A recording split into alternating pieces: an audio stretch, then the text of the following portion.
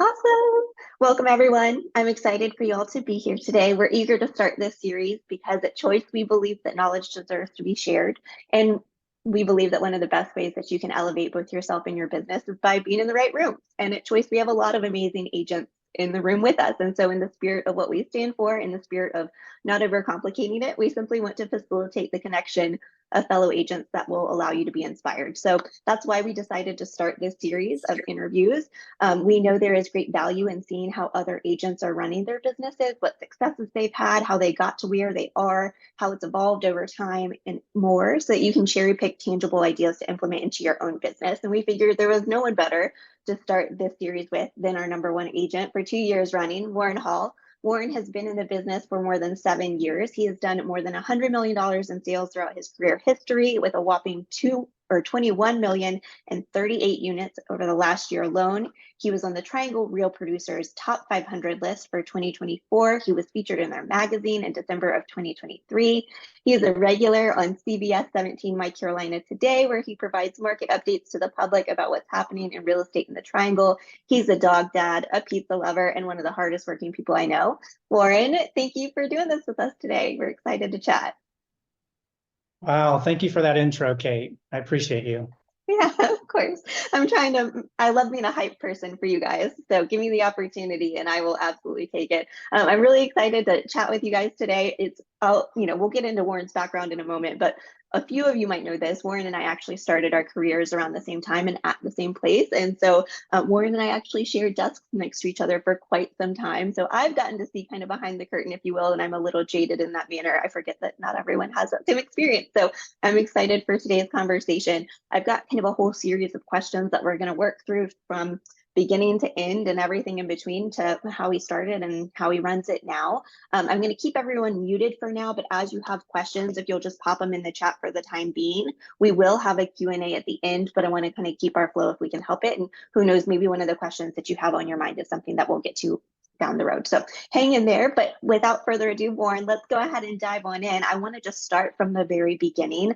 I would love for you to just give us a quick version of your story. Like, are you from the area? What did you do before you got into real estate, and what made you decide to start? Sure. Thank you, Kate. So I'm born and raised in Raleigh, lived here all my life, lived in Apex and Cary a little bit, but outside of college, I pretty much have been in Raleigh. So I know the area very well. My history, I've always been in sales after college, played a little baseball at East Carolina. Loved it, miss it, wish I was still playing somewhere. But I've always been in sales. And prior to real estate, I actually started a marketing company called zspot.com. It's no longer around.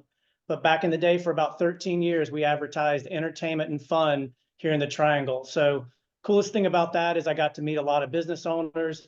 I had to be out there. I had to network. Just a really cool experience. Some days I wish I still had that company on the side. And I think that's something a lot of people can relate to. I think a lot of people that are real estate agents or entrepreneurs by background, it's nice to know that the sky is the limit and that it's up to you to make that happen. And there's just something so invigorating about that. So I know a lot of us here can relate to that. When you got into real estate, tell us about that. Were you on a team? Were you independent? What did your training consist of? And I guess actually, let me take a step back. What made you decide to get into real estate after having ZSpot? Good question. So the marketing company I had was affected by the entire economy back in 2010. I actually had to kind of put that on the side burner, and I got into some other marketing sales. But the reason I got into real estate is I wanted to do a career that I had control of. No one could tell me I didn't have a job tomorrow. I could hopefully dictate my own hours. There was no ceiling in income. And I thought that real estate is something I wanted to do 20 years ago, but that I could do it until I'm 85 if I chose to do it. So that's the reason why I went for it. I'm going to get to how you got started in just a second in terms of where you started your business, but I wanted to harp on something that you just said for just a moment of saying I got into real estate because I wanted to make sure that when I woke up each day, I knew that I had a job and no one could tell me otherwise. And I think as agents, so often we tend to kind of spiral and be like, I have no one to work with. I don't have a business, right? When I think that mindset alone, that was such an interesting perspective. And the way that you said it is like we wake up and actually we are one of the rare few that get to decide that no, we are in full control of our business. So I really like that. So when you decided to get in, how did you decide where to start? What did that search look like, and where did you land when you started your business? Sure. So I had no idea where I was going to work. I remember the test like it was last year. It was very difficult, the class, got through that, and I didn't know where to start. I interviewed with 13 companies. Turns out the 13th one that I interviewed with, I was just so impressed with the pitch, and I went for it. And so, what was it about that that really stood out to you? What was the training of it all? Yeah, in that moment, brand new in real estate, I just wanted to learn everything I could learn as fast as possible. Kind of rolling into your next question, I actually chose to go somewhere super structured because I wanted to be trained as quickly as possible through experience. So I went with a company that was a team. It was very structured, felt like class 5 to 6 days a week. Um, we were very accountable. We were very driven by numbers. I'll get deeper into that as we go, but I actually wanted the structure in the beginning so I could learn how to be a good agent.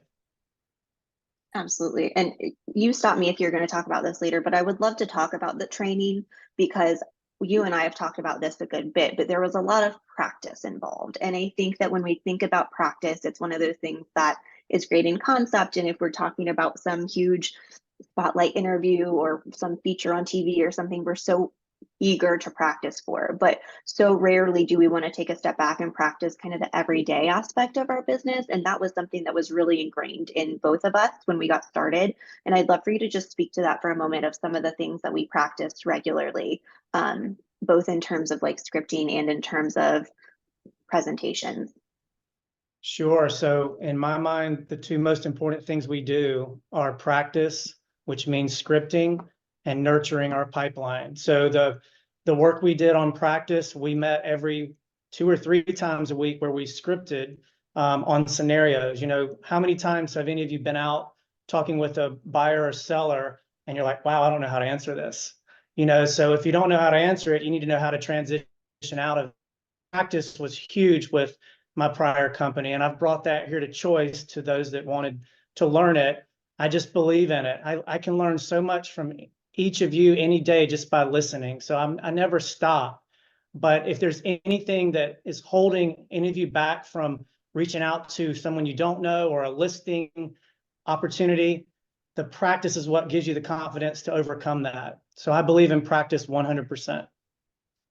And I think I don't want to go too down a rabbit hole here, but I do think that when we think of scripting, we think of cold leads and structured conversations, when in reality, it is just getting hyper comfortable with having the conversations we have regularly in ways that can be manipulated to target the type of communication that best connects with that client, right? And the more ingrained it is to you, then the more you can put it back out in a way that makes sense to the consumer. And the more you have those conversations, the more natural it gets. And it doesn't mean that it sounds like we're reading from a book. It just means we're more comfortable having those conversations. So we'll dive back into that, but thank you for that.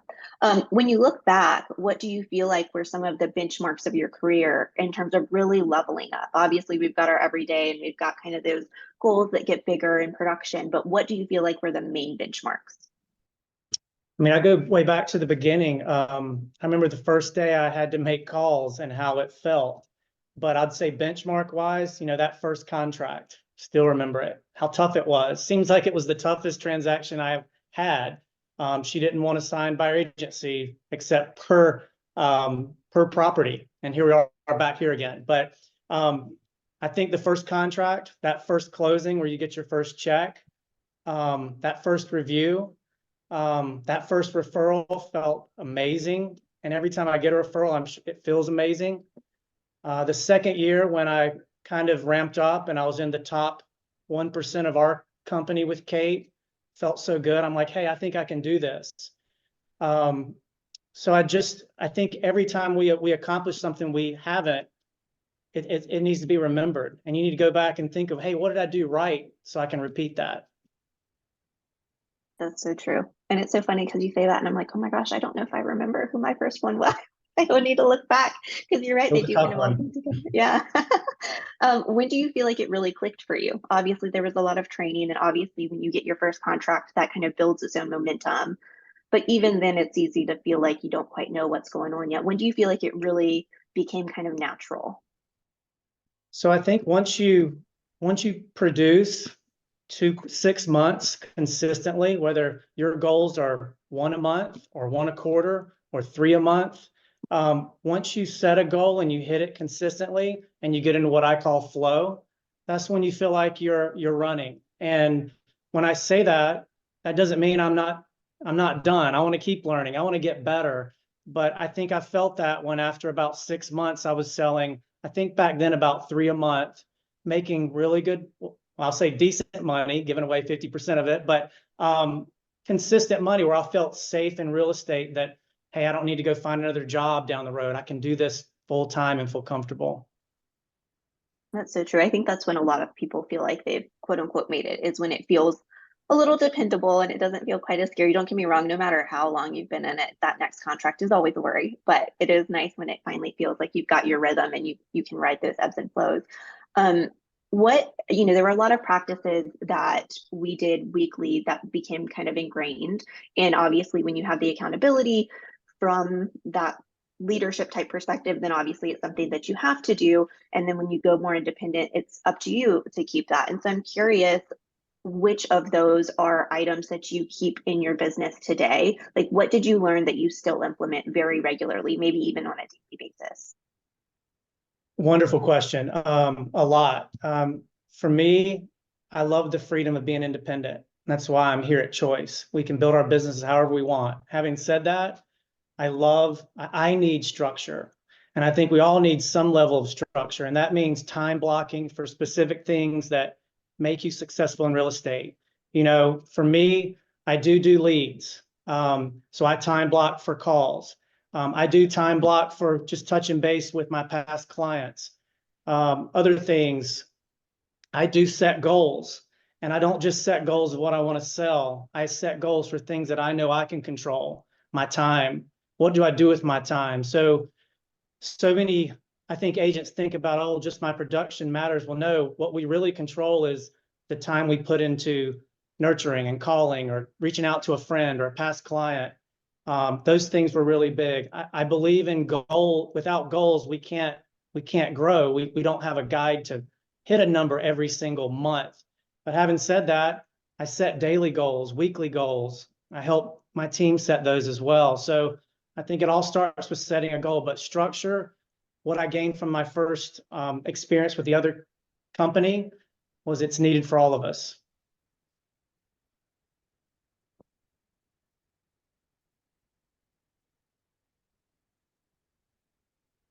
You're muted, Kate. So sorry, thank you. I like that you mentioned the everyday aspect of it all because that is something that I think is so easy to overlook. And when we get in our head of where is my next deal, we forget about those small actions that we can take. And it really can be as simple as just calling a friend and knowing that if we are staying in touch with the people in our lives that matter, that is us working our business. But talking about the structure and the time blocking of it all, the reason I unblurred my background is because when we were at that company, we got these day planners and we would break down to the hour what we were going to be doing. And on one hand, you would kind of outline what your goal was for the day in terms of when you would be doing each thing. And then on the other side of the column, you would write down what you actually did. So on your own conscience, you could kind of have a balance of like, okay, I said that I would make calls at this time. And you know what? I'm like an hour into this time block and I've still avoided it, and so I unblurred it because I realized, just like you said, that type of structure was something that I really needed. And so I just created it for myself because I knew that it was going to make a difference. And so when you find those little things that work for you, stick to them. There's no harm in kind of staying consistent in those things. Obviously, there's ways we can evolve our business, but don't shy away from the ones that have always continued to work. Um, Curious. So we've talked about kind of you getting started. You mentioned it in passing, but we both started on a team as buyers agents. I know when after we finally transitioned to independent, you kind of see behind the curtain and you're like, oh, I actually do know how to list a home, right? But I think that there's a lot of gatekeeping there, and making 50%, you get stuck in that lead circle and thinking that, oh my gosh, this is, I need these in order to build my business. And it can be this vicious cycle, and it can be very intimidating to make that jump. But very often, I mean, this is a vast assumption, but I speak with a lot of agents, and it seems to me like there is normally some pivotal moment where you were like, I am done. This no longer serves me. And it doesn't mean that it's anything bad. It just means that like I have grown to a place where I need something else. And so I'm curious for you. You were there longer than I was. I'm curious what your jumping off point was. What was that benchmark, and how long did that build, do you feel? Great question. I was with my previous firm for 4.5 years. I think after the second year, when I had my first full year of feeling like I could, and I was only doing buy side. I was not allowed to do listings, but I knew buyers really well. I think I did 44 that second year. I didn't make a ton of money. I think I made about 110K. Most people think that's crushing it, but at the end of the year, I was so exhausted. It wasn't as good as it could have been. But I think the third year, when I led a really, really strong group of agents in sales volume, and I hit a ceiling, there was nowhere for me to go up higher. I really started thinking, gosh, I started questioning even my management. I was like, hey, how can I go higher? How can I make more money? I asked the questions because I wanted to stay, and I couldn't get a straight answer. Still stayed 2.5 more years, but I wanted to believe. But the fact is, you always have to check yourself in this environment. Hey, am I doing what's right for me and with the goals that I have? And for me, I wanted to go higher, and I just reached a ceiling. And there were some deeper reasons I won't go into, but I just believe in it being fair. And if you produce this, you should make this. And in some team environments, it's tough to do that. So started talking to a few people. Very thankful, met Brian, and we'll talk about that in a few moments. Yeah, and I mean, it's so spot on, right? Because there's other people's definitions of what our goals should be as we continue to grow, and then there's our own definition. And if those don't align, well, then ours needs to trump that. Like, it needs to feel sustainable. It needs to be what we stand by. It needs to be what excites us. And I actually was, I was trying to pull together all of your stuff, and I forgot that all of our transactions under that firm went under someone else's name, and so it was very hard to get all of that information. But so when you sent me your numbers, I cannot believe that you did 52 deals on your own at one point per year and still only made 50%. Just looking at that, obviously we all have our moments and we have to be where we are in order to get it to where we want to be in the future. But, I'm sure, I just can't imagine that must have been so much time. So I know we talked about not having done any listings, but I'm curious, obviously making that jump, no matter what your production history is, everyone, naturally, we have our own self-doubt, right? And so I'm curious what limiting beliefs you had about yourself, about your ability, your business, your vision, etc., when you came over to Choice. Because to a certain extent, when you're on a team, you have, whether it's true or not, or a false sense, you have some sense of, I have something to fall back on. And so when you go independent, it can be very intimidating because it feels even more on you. I'm curious what those limiting beliefs may have been for you. Yeah, so absolutely, listings were my my fear if I had anything. I felt like I've always been independent anyway. So even at my prior company, I was trying to figure out how I can go higher, but I got zero training in listings. And I feel like at this point, with certain firms, it's there to kind of hold you down so you don't get too strong and leave. But I had no experience with listings. I had past clients that did want to work with me, good people. And so thankfully, Brian was right there for 75 questions a week. But just doing this business is what trains us. So just doing transactions is what makes us so good at what we do. So just keep working towards more transactions. You're going to learn. I don't know everything, but I think when we figure out transitions on how to pivot on certain questions, we can focus on that until we know it. But listings by far were my biggest fear. I just didn't want to get in trouble with the commission by listing a house wrong. I'd heard all the horror stories. So I think I tapped into Brian 2 or 3 times a week on some occasions, and he was super helpful.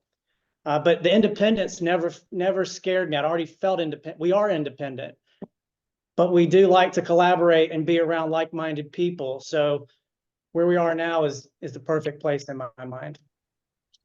I love that you said that because I didn't feel that way. I was like, oh my gosh, it's all on me now, and I think that my panic, that mindset is what a lot of agents have when they come to somewhere like Choice. And so for you to say that, I mean, it's totally true, right? Like it's always on us to decide how we run our business and what we do with it. But I think one of the things that I run into with agents, like we just said, is if we don't have listing experience, it can be so intimidating. And so first of all, if you do have commission type questions, please resort back to Brian. Please don't struggle in silence.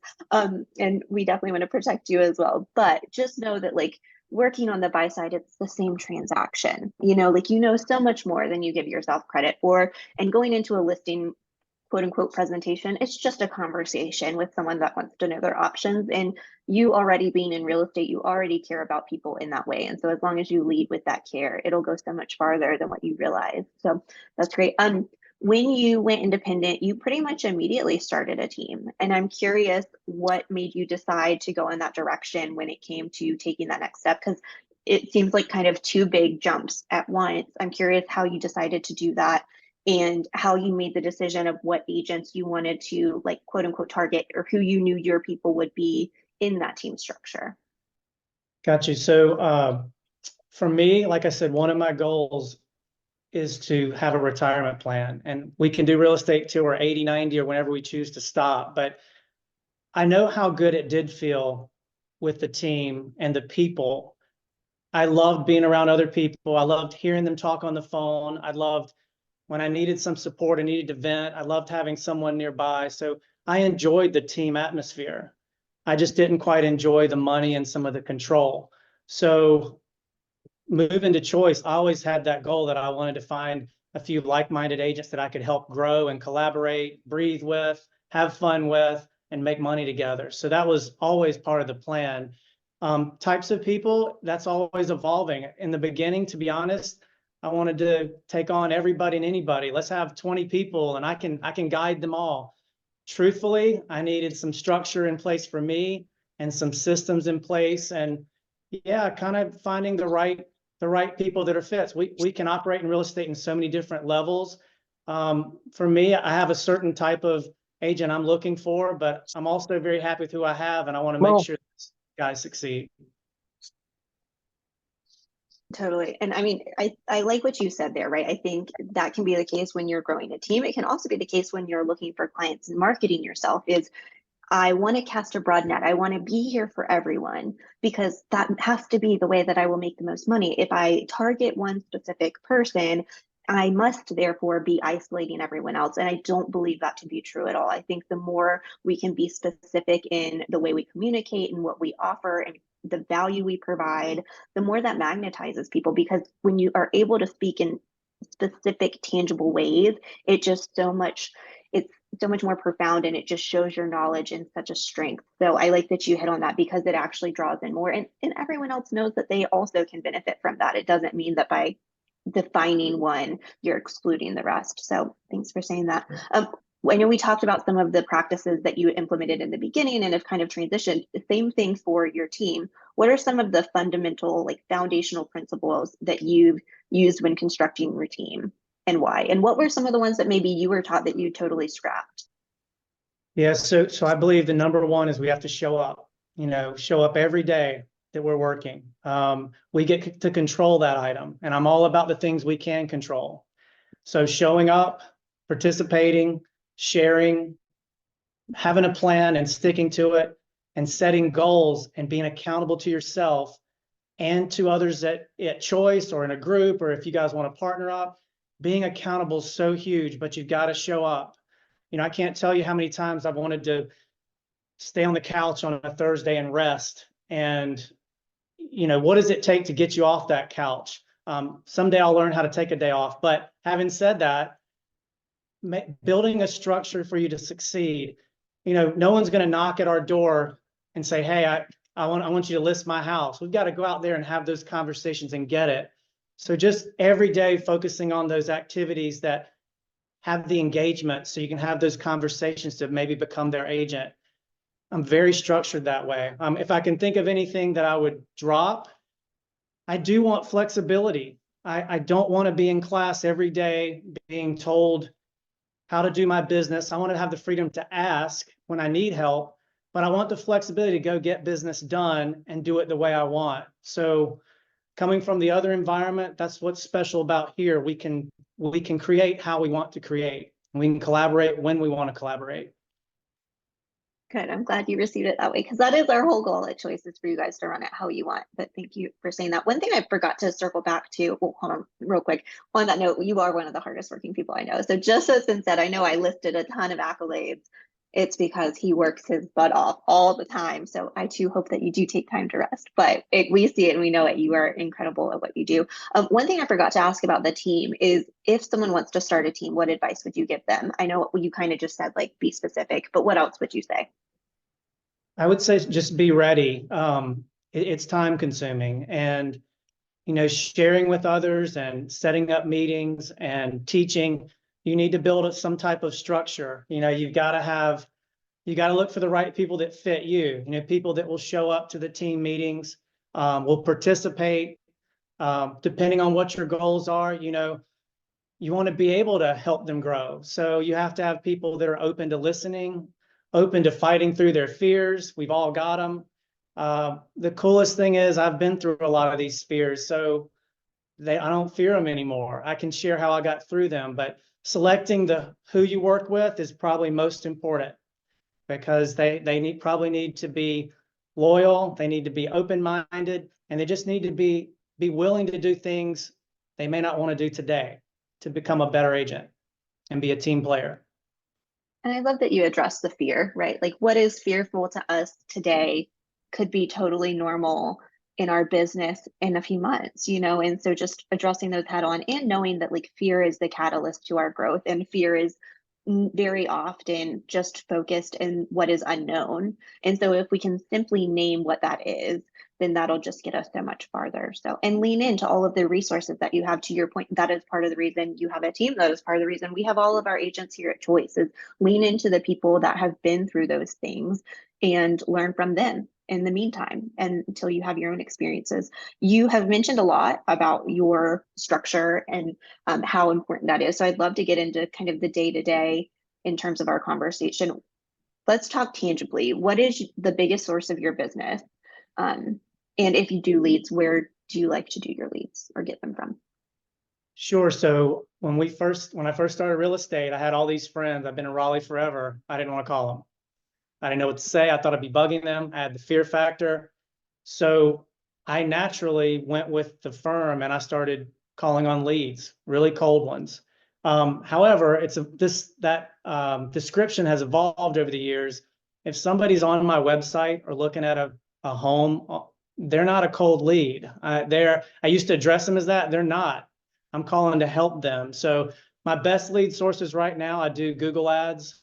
I do some realtor.com. Those are pretty intense because they're so time sensitive. You got to move fast or you don't get anything, and they're very expensive. I do have a really large past client database that I am getting the rotation now. I'm starting to get better and better at that. So I'm probably 33% referrals from my SOI and past clients. I'd like to get up to 50 one day. Just need to put more attention in that bucket. But I do networking events. I do past client events. I do a lot of leads. I'm not afraid of the phones. I'm not afraid of the phones because I've done it enough, like a push-up. I don't look at it the same way I did 4 years ago or 8 years ago. But having said that, I think the referrals feel the best more quickly.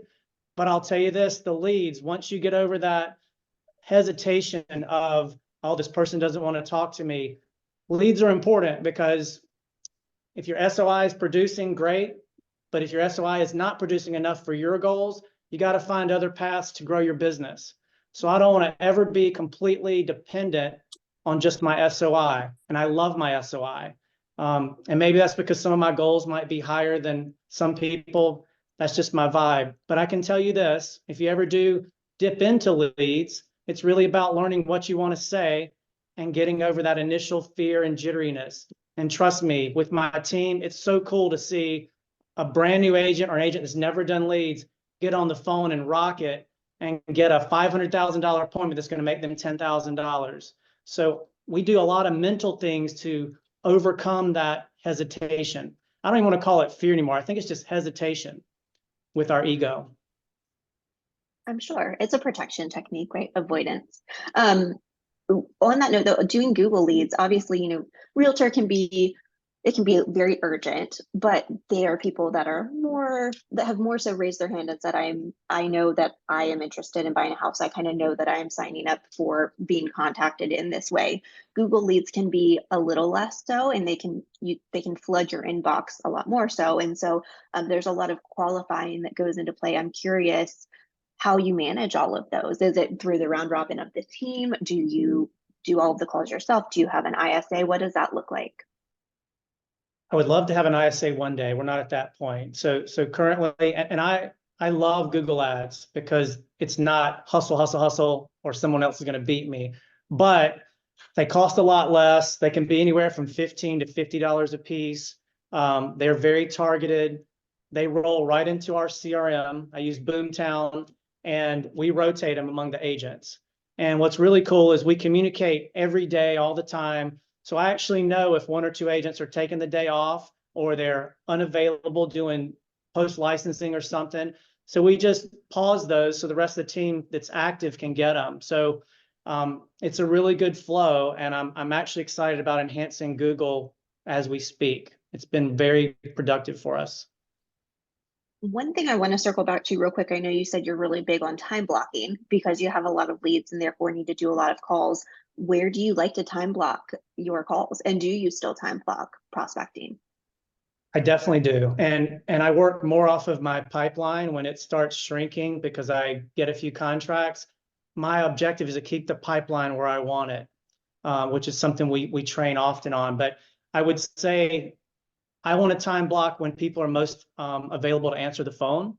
So there's no rule on it. I get some people in the mornings, but usually I'll call between 12 and 2 or 4 to 6. And that's where I tend to seem to get most of the people. Having said that, when we all get a lead, the best time to call them is when that lead comes through, because there's a very good chance they're on your website looking at houses right then. But yes, I kind of mix it up, Kate. Sometimes when I have appointments, I have to move the block to a morning, but I don't skip it. I'd say 2 to 3 times a week, I'll spend 60 to 90 minutes making calls. And it's not painful anymore. It used to be. Right. I think that's one of the things that we were taught is aim for right like their lunch break or as they're driving home from work, if people still commute these days, And I would like to say, if you are doing that type of prospecting, to also think about when you feel that you are in your element. I'm not a morning person. And so I am always going to be best on the phone with anyone if it's going to be mid-afternoon, if I can help it. Doesn't mean that I'm going to avoid it earlier, but if I can help it, that's an all-time block. So also keep that in mind. Keep in mind your own happiness. Don't do it for the sake of whatever is on paper, because that's the easiest way to burn out. You've talked about Boomtown. I'm curious, what other systems do you have and what do they look like? We don't have that many other systems that Choice doesn't offer. We use Dotloop. We use Canva like everybody. But the CRM is where we keep everything. I mean, that's the heart of our pipeline. We promote to put everyone in our CRM, whether it's KV Core or whatever. You've got to, once you do get busy, you've got to keep up with these people. And I can't tell you how many people I've forgotten in my past because I wrote them down on my notebook and I didn't load them in my CRM to do. So, but I'd say Boomtown's the big one. Everything ties into that. Or if it's KV Core, I would say KV Core. Having trouble with the internet? I'm not, no. I think, can you just unmute or mute everybody, Kate? I think that was not intended for the conversation. Oh, got it. Okay. 1 second. No, I think we're good. Okay.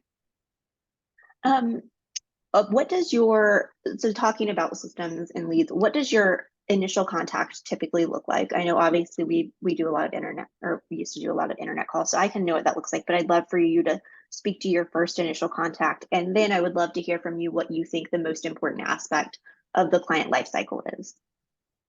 Sure. So we actually draw out a timeline with our team, because you always want to know where you are in the process. But when I get a lead, I call it as quickly as possible. If I don't get an answer, I call back in about 2 minutes. Then I send a text. Then I'll send an email with the MLS description without the listing agent on it. Then I'll call again the next day. So being tenacious about a lead is very important. I would say don't assume they don't want to talk to you. They just might not be at a place where they can speak, or they're not ready to talk to anyone. But being persistent in your nurturing of even the lead is so special, because most people give up after a couple of attempts. And so I really preach, don't give up. Clear your cache like you never made the call and start over till we get them. Right. And I think that, obviously, if we're talking about our SOI or maybe someone we meet at the grocery store, that is not going to be the same approach. That would be way too much and we're going to scare them away in 2 seconds. But if we're talking about an internet lead, that is absolutely the case. And they're getting a million spam calls. And, so our phone number might just come up as unregistered and they might just send it to voicemail because they're not used to it. And so I do agree with that. This isn't something that you mentioned, but I'm curious about it, especially meeting people and taking them out, and probably your first appointment is in a home. I feel very strongly that one of the most important steps in a client life cycle is a formal buyer consultation. And I'm curious how you feel about that and what that looks like in your business. I believe in that 1,000%. And I think it's going to be more important as we approach July. If I could get every client to meet me in the office so I could sit down one-on-one and go through the buyer process and what to expect, myself and you will win 90% of those as your client. If you can get them to take the time to come speak with you, and you can even bring a lender like an Ally or someone, you have probably moved the needle down 70% of where you need to be. A lot of times we can't. So I actually have a mini consult where I, in my mind, know what I want to cover at a showing. But again, we've got to kind of read the buyer in that case. Are they open? Are they closed? You got to know what type of personality they are and read that to understand how far you go. But I think buyer consults are so important, and they're going to be more important as this commission stuff rolls out in July. Absolutely. And we're going to talk about that in a little bit. But on that note, I want to circle back to something we said at the very beginning, which was about practice. And that was something that was very much instilled in us. And I think that it is one of the easiest things to avoid, but we would practice our buyer consultations. You would have to do it for 3 to 5 agents. You'd have to present a consultation to them and act as if they were the client. You would also have to do it to 3 to 5 of your friends or SOI. And so obviously it's so easy to avoid, especially as you're getting into it, because you don't, those are the people that know us best and they know what we're not saying, right? But like, they are also the people that love us the most and are going to be the most honest with the feedback they give. And so the more we can practice that, the more natural it'll be. And so all of that to say, if you are avoiding buyer consultations, I'd love to challenge you to just practice them some, because again, it's just the fear of the unknown and what we haven't been doing. So, leading into the settlement, obviously value is going to be huge. The more we can communicate our value, the more conversion we'll have. So one question I have, and I'm pretty sure everyone has, is like, how do you physically have time for all of this? Like, what do you do to prepare for your showings? What does that look like? How detailed do you get when you go to show a home or when you go into a listing presentation?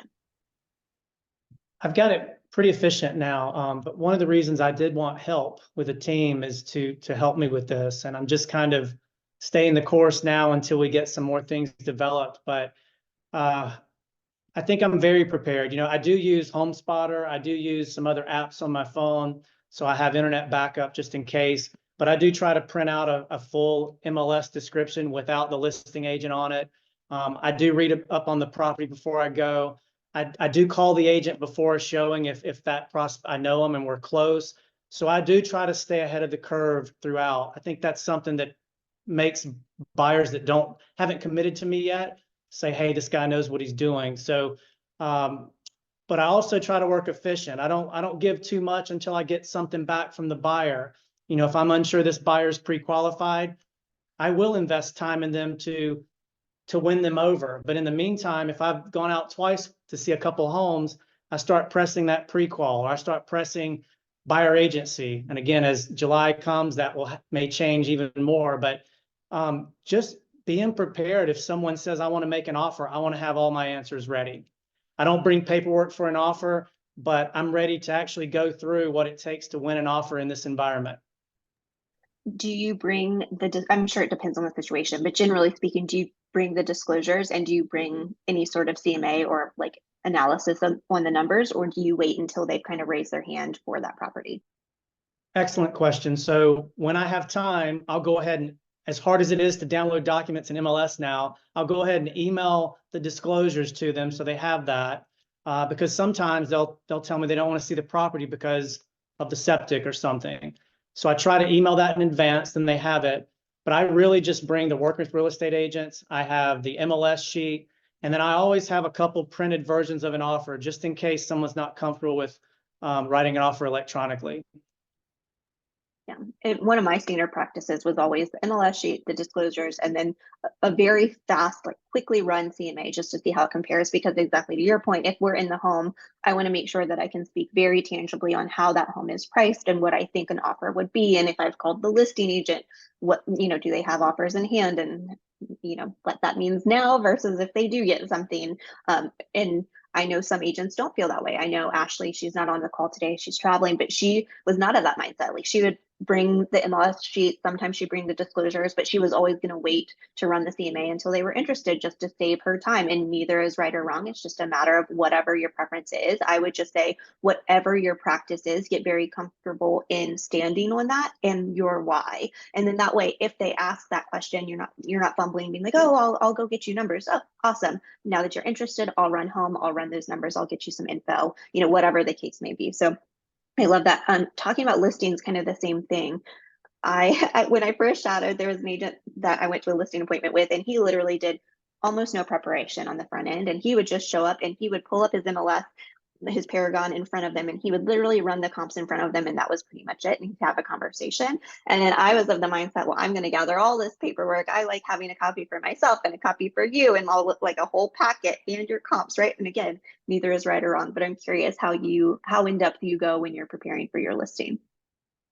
So I'm probably right in the middle. I'll prepare a folder, and with definitely a CMA. We have custom sheets with our team that we can use that talks about the selling process, how to sell your house faster. I'm sure we all have versions of that. So I'll bring that in the folder. I do run a report on RPR. I don't reference it so carefully. I more reference my CMA, but I honestly just send that to show backup data that I've done some homework. But really, I'm focusing on the conversation with the seller and the tour. So my goal in a listing appointment is to do a great tour. I'm feeling the seller out just like we do in buyer showings. I'm trying to see what's important. Why are they moving? I'm trying to gather I don't know if you guys are familiar with LP Mammal or not, but I'm trying to find out the why they're selling and what they want to accomplish. At that point, I usually tailor what I say based on what I've already learned. So if it's a type of person that's a scientist and they need every data point, they get every data point. If it's someone who just wants to get to the point and know what I can sell the house for, I give them my range. So I'm always trying to think efficient. I don't want to be there for 2 hours unless that benefits the seller, but you just need to know who you're talking to as quickly as possible. Yep. Amen. Know their communication style and show up in that way. On that note of communication, obviously, if you have a ton of leads, you're doing a lot of communicating. So I'm curious if you have any drip campaigns, and if so, if they are ones, I know Boomtown has a lot, prepackaged, if those are ones that you just use, or if there are any that you wrote on your own and how you feel about all of those, or if you've kind of shied away from them over the years. Great question. I do a few drip campaigns, but what I really focus on is we make sure every single client has a search, because the search shows us what activity they're doing about the house. I'd say we do more mass email campaigns than actual drips. Once I know a person and have talked to them, I really want to control what I say to them. I don't want it to come across as robotic. But if it's someone that has never responded or is in what we call qualify status, yeah, we run drip campaigns just to get them to engage us back. But for the most part, we do have so many leads coming in. I'm just kind of trying to distribute into the team and nurture the people that I've met with, or I'm prospecting to get them to engage to put into my pipeline of people that I've communicated with. I agree. I think especially emails are fine, but I think when it comes to text and stuff, it's just people already get those like healthcare texts. And I don't know about you, but I do not want to be lumped into that level of annoying. So I'm not going to opt into drips these days unless it's just a completely cold lead that hasn't answered, in yet 6 months or something. And then sure, I have no problem just blasting their texts because so far they haven't said yes anyway. So worst case, they continue to say no and not answer. You've been ramping up your social media a lot. And I know social media, as with any marketing, can be so time consuming. I'm curious if you wouldn't mind sharing how you've been doing that. Is it something that you're doing on your own, or did you hire someone? What are your thoughts about it? Are you loving it? Are you dreading it? What are the results, and any kind of candid thoughts that you might have about it? I'd love to delegate it one day, but right now I'm doing all of it because I'm trying to really see what works. And you guys need to be out there on social media, showing you working in real estate and being successful. I have gotten listings that were 800K from Instagram. I've gotten buyers from Facebook. I think you just need to present, however you want to do it, present yourself as being a happy agent that's working the business. The different elements. It doesn't have to be contract, closing. Those are important, but kind of showing you just working with your people and how happy you're making them in the process. I'm starting to see has more results for me. When you show how you helped Kate close on a house and get her through something tough, it usually spurs certain messages from others. Right. And I think when it comes to social media, we're so fast to think that, to your point, we need to just post all of our victories and all of our successes. And yes, absolutely, people want to see that we are out there winning in this market because they believe that pretty much any market is like the worst market, right? So the more we can be closing, obviously we are active agents and know how to get people through it. But at the end of the day, people work with us because of who we are. And so the more we can show up as ourselves and the way that we show up for the people in our lives, the more people will relate to that and the better the conversion will be. So I love that. And I mean, in the term of outsourcing, that can be very difficult, right? We want to make sure we stay true to our voice and who we are, and that we're not just blasting things out, but there's a ton of options out there for that. So awesome. In terms of outsourcing, is there anything that you outsource currently? And if not, what is first like up on your list to make sure you delegate? Sure. So once you get at a level where you feel you're getting really busy, I do have a full-time transaction coordinator that I outsource. I pay her per transaction, and this has been a life saver for me. I want to spend my time producing and mentoring. So last thing I want to be doing is pushing paper that I don't need to push. I do all the negotiations, but that's been awesome. I'm starting to outsource some marketing. I'm just such a control freak. I'm struggling with it, but I'm working on that. And then I'll say, I do have some people that help me with some of the things that aren't dollar producing. So there are certain conversations we can have and calls and activities and meetings that make us money. And there's things like putting out lock boxes and signs that take an hour that make us zero money. So I have begun pushing that off, and that's been very helpful to save 2 or 3 hours every other day on certain items, picking up checks and delivering them, things like that. Absolutely. And I mean, really and truly knowing the value of your time. And if you don't yet know that, if you need a little reminder, then I would challenge you to write down everything that you do within a given transaction. And then at the end of that transaction, divide, the total commission by the total number of hours that you've worked to see what your rate per hour is. And then the next time that you have one of those tasks that you absolutely dread and that you feel like isn't worth your time, well, then look at that amount of your dollar, your rate per hour and say, would this be worth this? Absolutely not. Like, can I pay someone a fraction of that to go do that? And would it free up my time? Absolutely. And definitely start there. I like that you mentioned that. And then another thing, you were talking about control for marketing. I think when it comes to outsourcing, control is really the biggest hindrance of all of that, right? I know it took me literally, and we had slightly a transaction coordinator when we were buyer's agents, but they were people that just kind of endlessly botched it up. And so my definition of a transaction coordinator for years was someone that I was paying that was kind of getting in the way, that I was having to go behind and do the work for anyways. And so that was the narrative that I held for years, even when I became independent. And yet those were the tasks that I dreaded the most. And so it wasn't until I sold my own home a few months ago that I really hired a good one and was like, oh my gosh, this is game changing. And actually all of these things that I hate, I like doing this so much more if I don't have to do those pieces of it. So I would say if there's anything that you're kind of on the fence about and you want to outsource something, start with whatever that bodily gut response is of like, oh my gosh, no, not this again. And then see who it could be that could solve that for you. And don't let the first person that is there to assist be your definition of it either, right? Like if you might have to try a few people out until you find your rhythm, whether that's marketing or transaction coordination or anything above and beyond that. So awesome. I know we're getting towards the end. So one thing I want to make sure we absolutely, oh, did you want to say something more? I just want to add something to that real quick. And everybody's business is different. So you obviously don't need one if you can handle it. But once you start picking up speed in this business and you start doing a couple transactions, it's good to do this because, yeah, I want to keep all my money too. But trust me, how many times I've spent $400 to save me this many hours to go get another deal done. It's exponential what you can make when you start outsourcing. So you get to decide when you add that outsourcing, but definitely make a goal to get to where you need that outsourcing. Like a lot of times the contract to close held me back from an additional contract in time. So don't sell yourself short in operating from scarcity. Operate from a place where, wow, if I invested in myself and this person, I'm going to have so many more hours to go talk to people to get another deal done. I just wanted to share that. Absolutely. And I mean, no matter who you are, no matter how successful you are, we all still only have the same number of hours in the day. And at some point that caps out, or your sanity and health does. And so we have to make sure that we are showing up for ourselves first. And so to your point, know what that threshold is for yourself. And then when that time comes, do try to take that jump in whatever that looks like.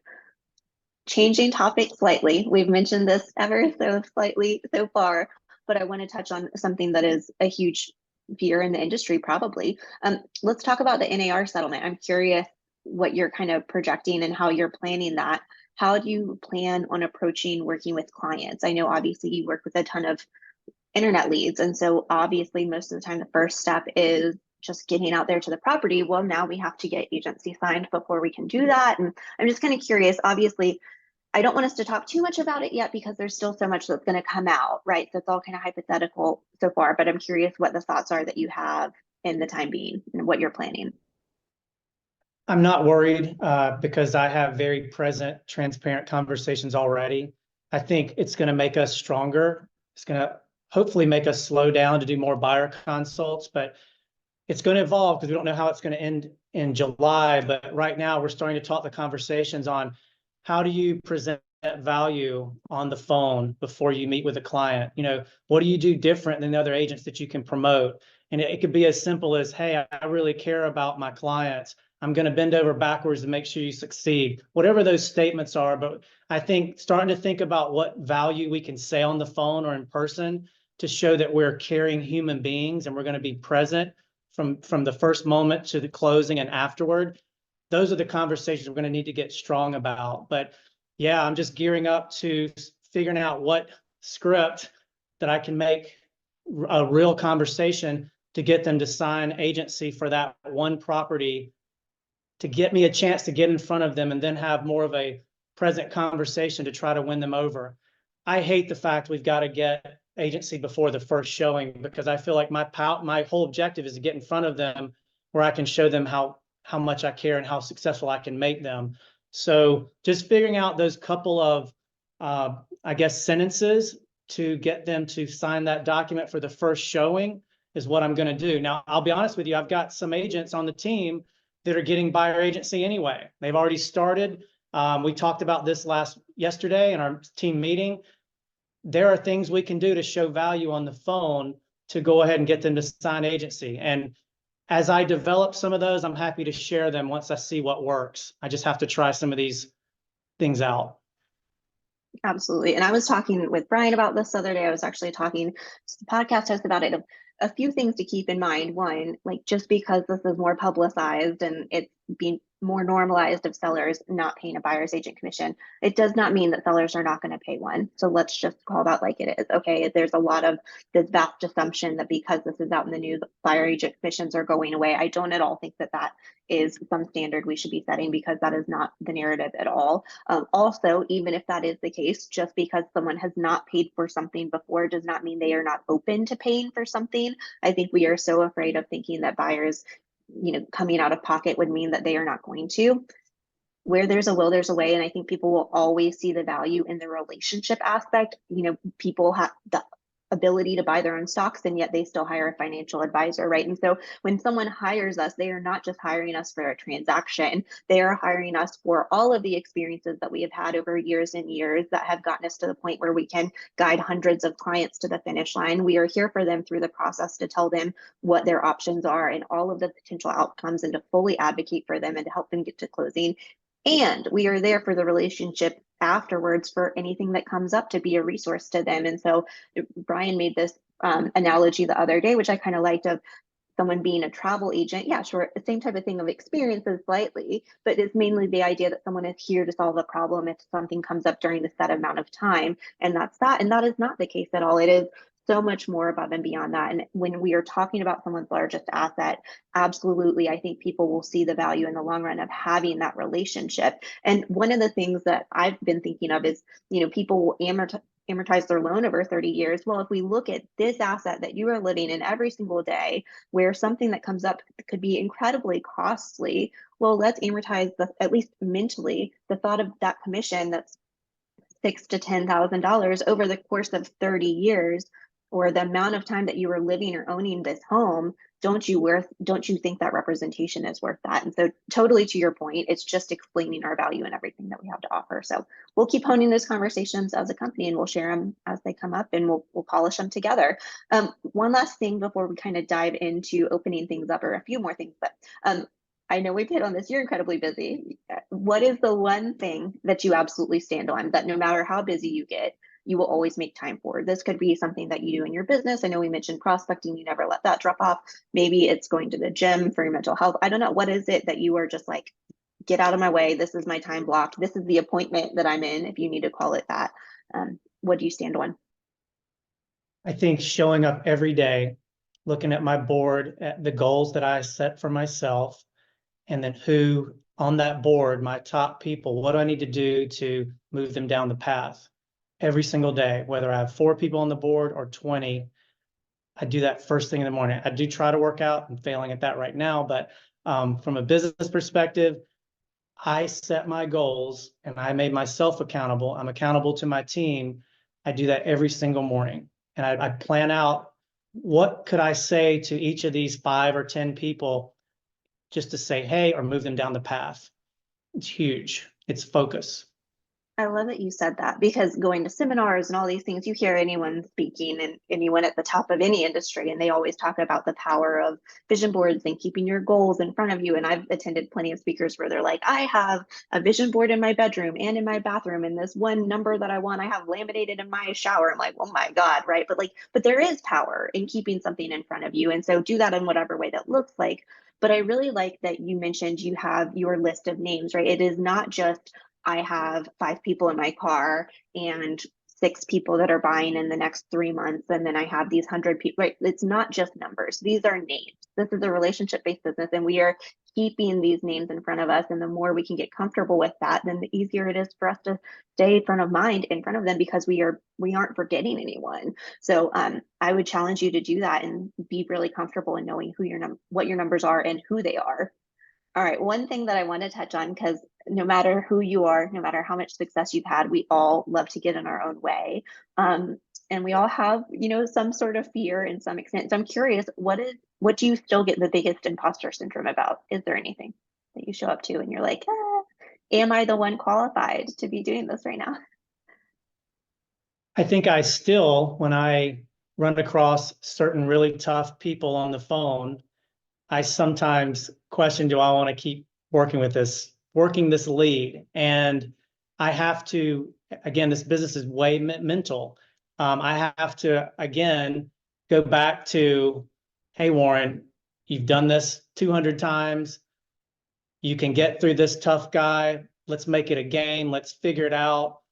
What's the next step on the timeline to get success? And if it's getting them in person or showing them another house, when you deal with some difficult people, I have to check myself and just push through. And I have to remind myself, I felt the same way about my first $1 million showing, how excited and nervous and shaky I was. And now they're just like a 300. It's just what we tell ourselves. So I'm still checking myself when I run across a tough personality, but I honestly challenge myself to overcome it. I like what you said there. People are people. I think it's so easy for us to get worked up, but first of all, worst case, they say no.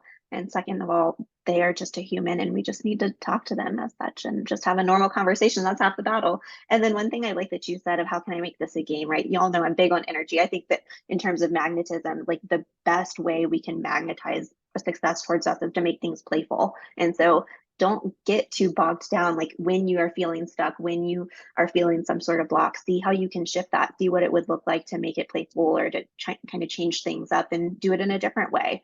All right, last thing before we open it up for some Q&A, what are your goals for the coming year and beyond? Well, I had a really good year last year. I'm very thankful for that. I want to beat last year somehow.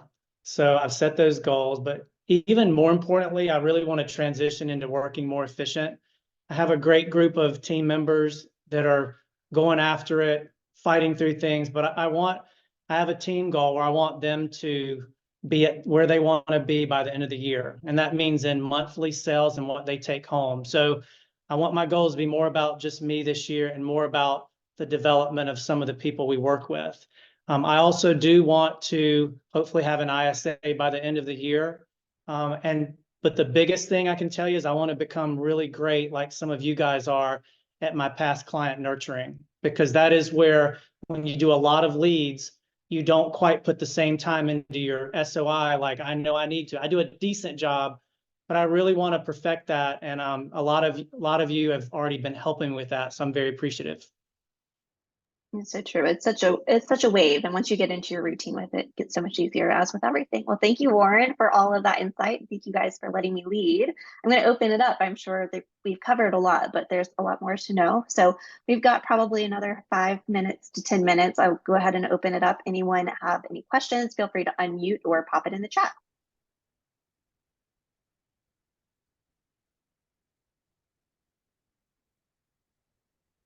No, we answered everything. Oh, Melanie. Okay. Question for you, Warren. Have you started picking up investment properties? If yes, do you manage these or do you use a property manager? Great question. So I only have one property right now. I'm managing it myself, but that is something that I do. Another goal I do want to do by the end of the year, I want to have a second. I think it's very smart to diversify, but not at this moment. I'm just handling it myself. Awesome. What else?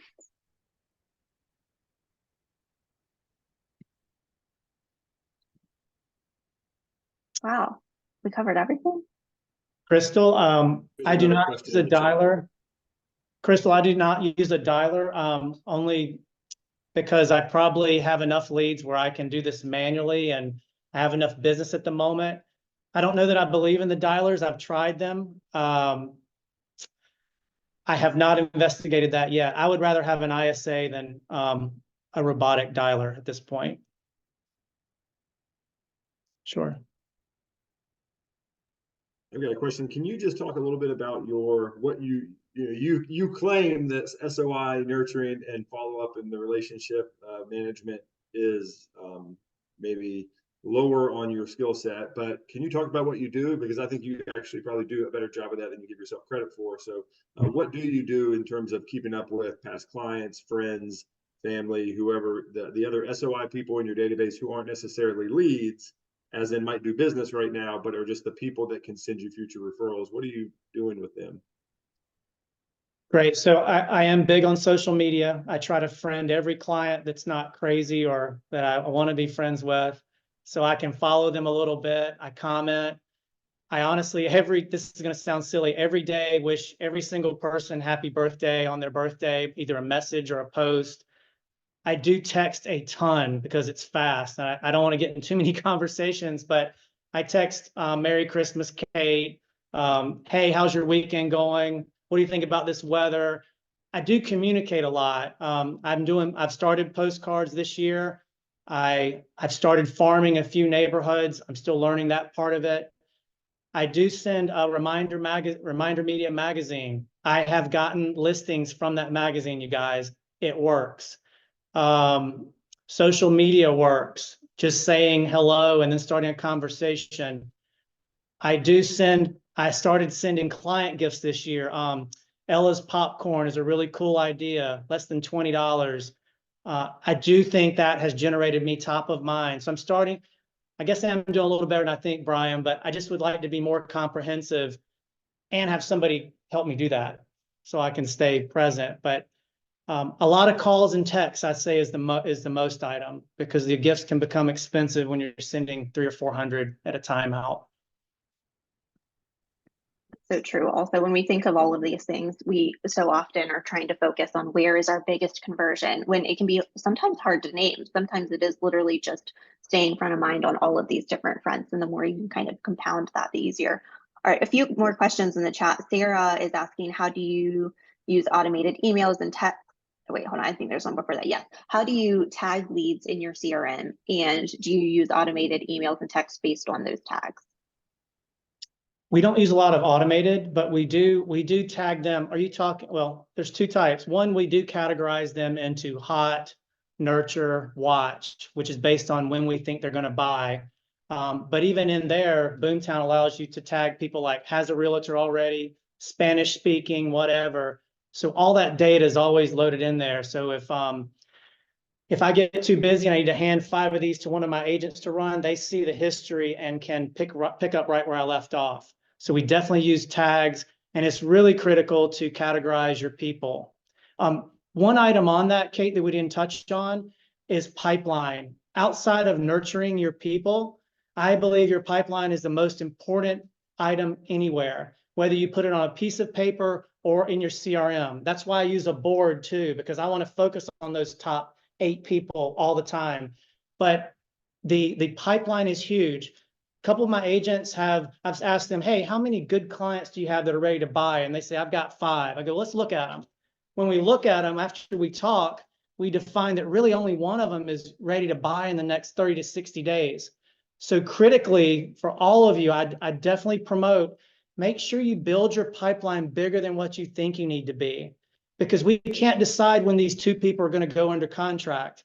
We can control how much we communicate, what we do with them, but these 2 people may not buy until December. So it's really important to have more prospects so you get your 1 or 2 transactions next month and not be dependent on just 2 people. That's a critical flaw I've seen over and over. So build your pipelines a little deeper if you can.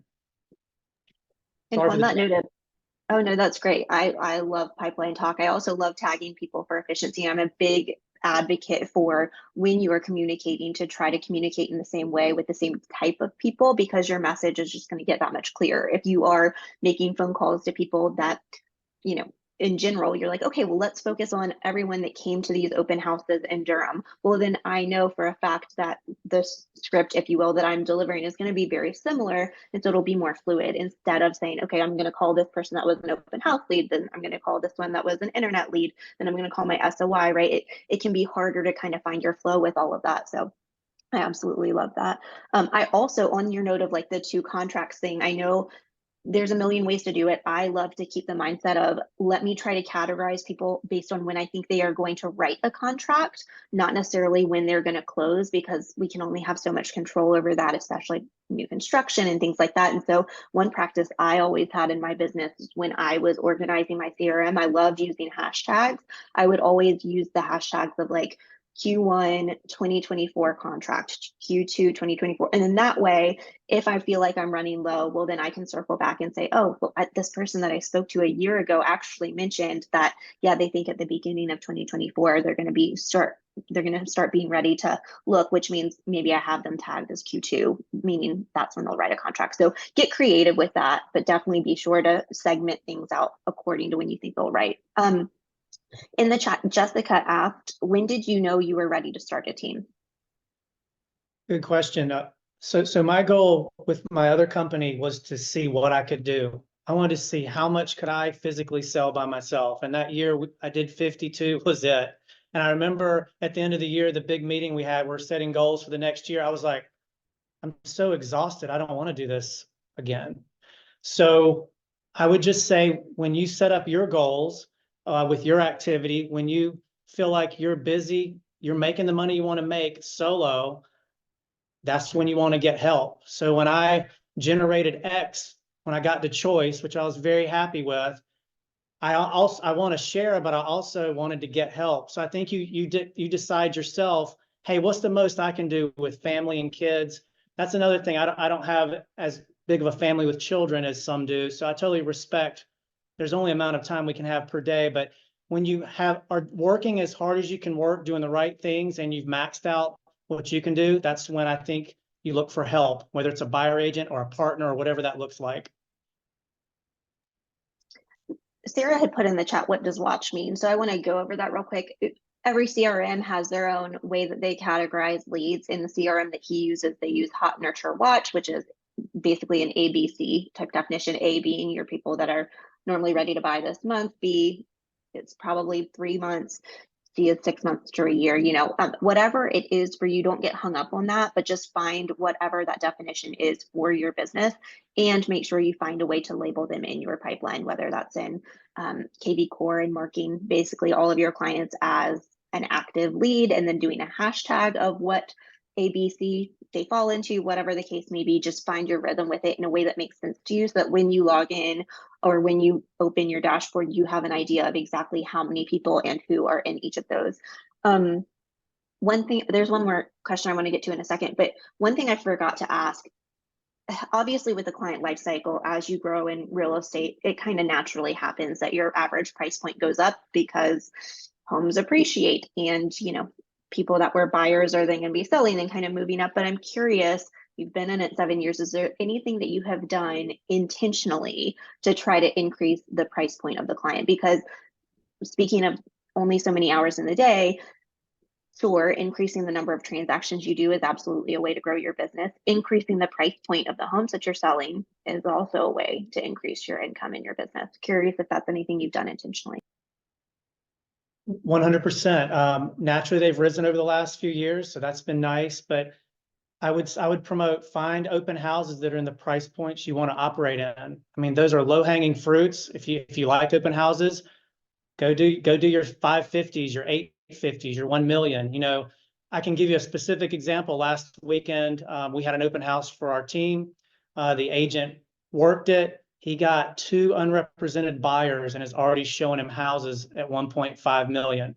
So he spent 4 hours at an open house for his listing and is literally picked up 2 clients at that level, which is worth what? 300s.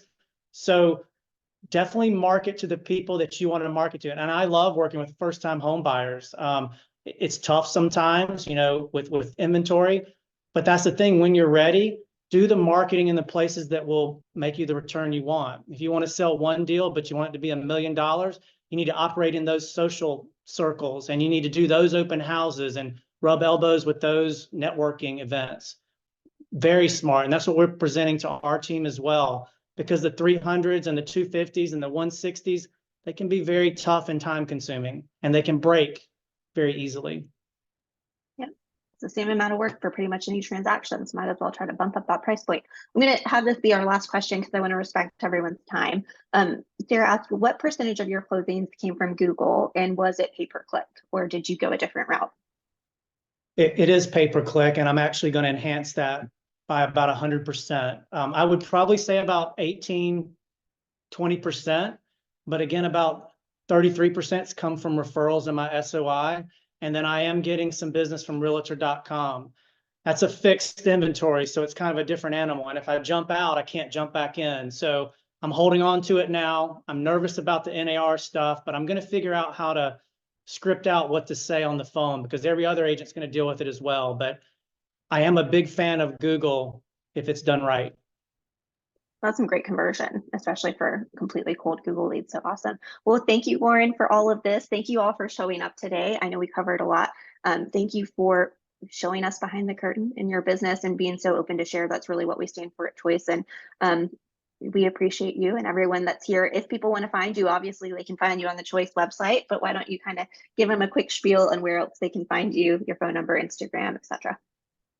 Yeah, I'd love to meet any of you or help out where I can. So just call, text, email, whatever. I'll respond. But I'd love to get to know you guys a little bit closer. And good luck out there. Awesome. Thanks for your time. You guys know I am here to serve you and put the content in front of you that you want. If there are agents that you would love to know more about, I hope that you will reach out and tell me who those people are. I'd love to facilitate stuff like this. We just know that being in the right rooms is what matters, and you guys are awesome at sharing your knowledge. So thanks for showing up. Thanks for showing up to your business and one another. We appreciate you. We love being in community with you, and I hope you have a wonderful rest of your day. Bye. Bye-bye.